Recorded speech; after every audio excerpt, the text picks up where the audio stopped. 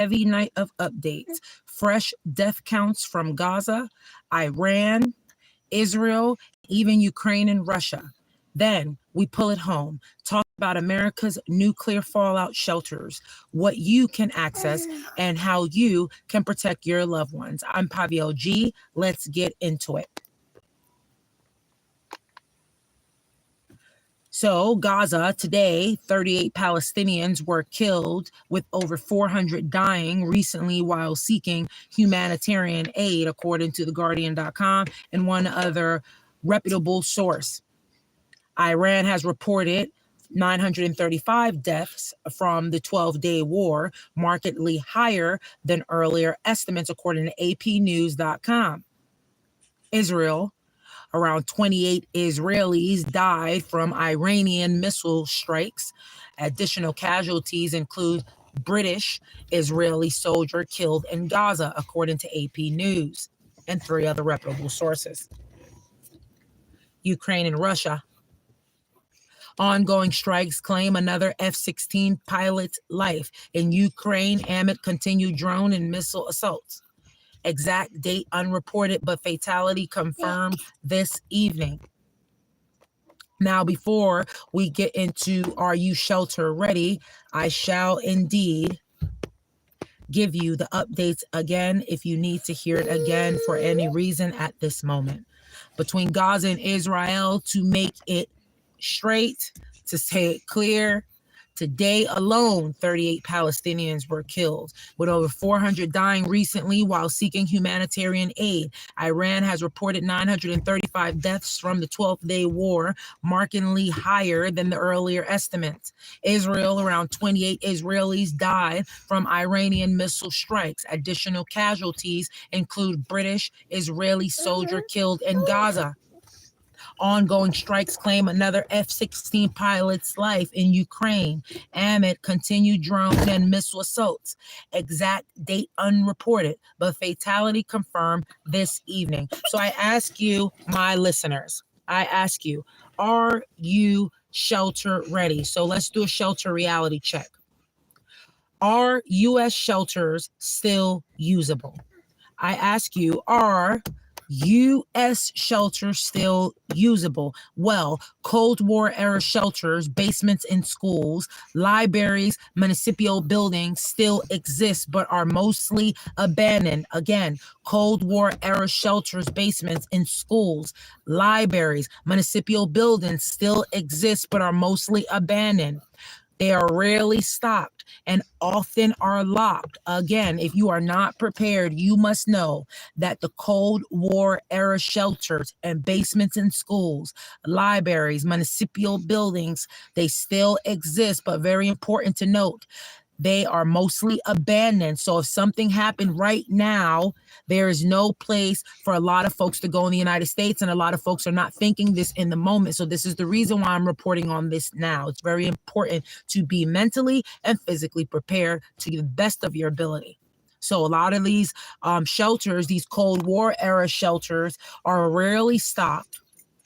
Hi, Mr. Dominic, how are you? Welcome to the program. And these shelters are rarely stocked, and they often are locked. Okay, I hope this information helps anybody here.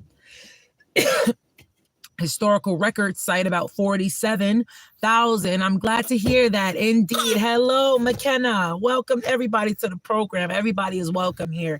If you're blue, white, purple, red, whatever you are welcome here. Okay. And I try to give the best updated news that I can every single day on the hour by the hour. Historical records cite about 47,000 public fallout shelters constructed in the U.S. between 1957 and 1963.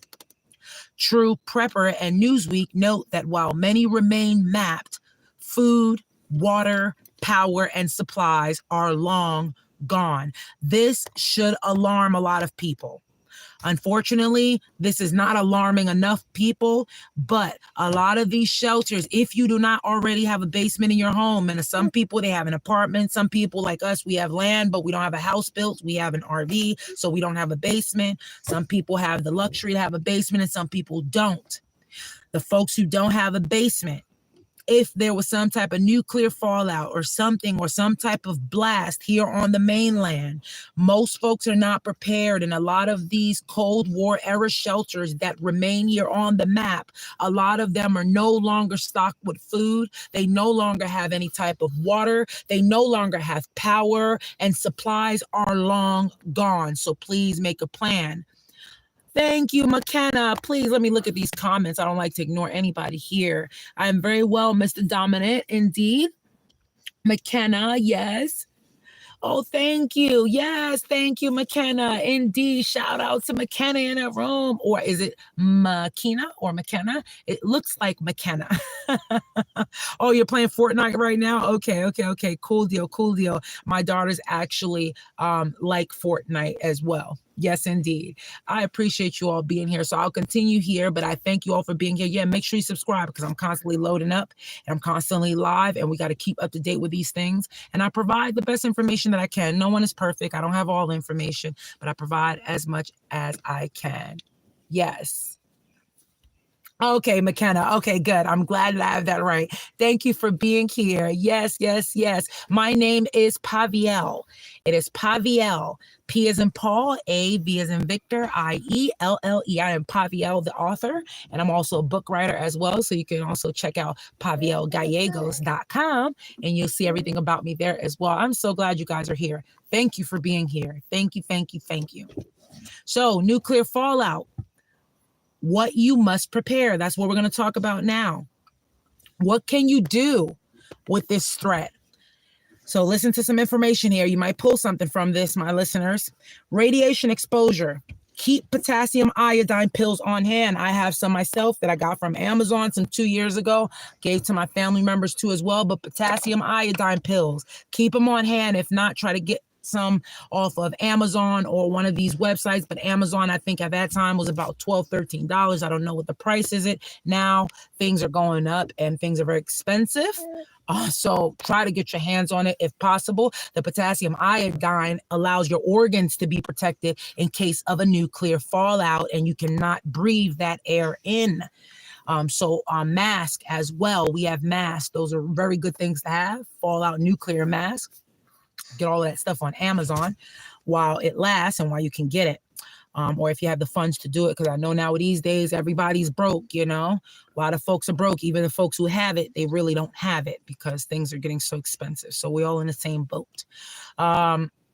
Now, fallout time window, install a DIY Faraday lead shielded basement safe room, anything of that sort that you may have. Supply shortage, make sure that you stock at least 3 to 4 months of water and non-perishables if you have the space and if you're able. Communication laws, make sure that you create a paper escape and a meeting plans. Some people don't even write things down anymore. We're just using cell phones and sending a message. Remember that we can be cyber attacked by Iran. If you don't have things written down, you're not going to be able to access the internet and other certain things that you are accustomed to now. Please take that serious, folks. Okay? Quote, no official rescue will come. You have to protect your family. You have to protect your family. Each and every one of us. That is our responsibility, to protect our family, especially those of us who are parents. We have the obligation to protect our youngins, our children, and those of us who have elderly parents and things of those sort. You got to make sure that you have some type of plan for your elderly parents, because they're not going to be able to get on their internet when cyber attacks occur and all of these things. Now, I have a porch question for everybody. All episodes have a porch question because I'm curious to see what you all think. So the question for this afternoon is, do you know where the nearest fallout shelter is? Or are you planning to build your own safe space at home now that you heard this podcast? Do you know where the nearest fallout shelter where you live is? A lot of people don't know. I suggest and I urge that when you come out of this video, locate your nearest fallout shelter if there's an emergency. It's better to be prepared than to be nervous and say, well, I don't want to check. I'm sure nothing's going to happen here on the mainland. If something did, where is your nearest fallout shelter? Make sure that you know. Yes. Okay. Well, yes, definitely. Building one is good too, as well. In the 1940s, during World War II, a lot of people had to build their own Anderson shelter. Okay. And usually people who were on low wages, they will receive the Anderson shelter for free. And they will build and dig in the back of their yard, at least 6 feet down, and use whatever material that was given to them for the Anderson shelter, or they digged and made their own shelter their own way, the best of their ability. Okay. So we all, we have children, we have things going on, and not everything is so easy peasy, but we can try our best, and with motivation and guidance, we can guide each other and learn from each other. So that is it for this afternoon's truth.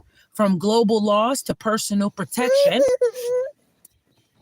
I am Pavio G. If this moved you, share it and subscribe. We can't control the world events, but we can secure our front porch, our families, and our futures. So please stay safe, stay ready, and have a good afternoon. Thank you so very much for being here. Thank you all. Good, sorry.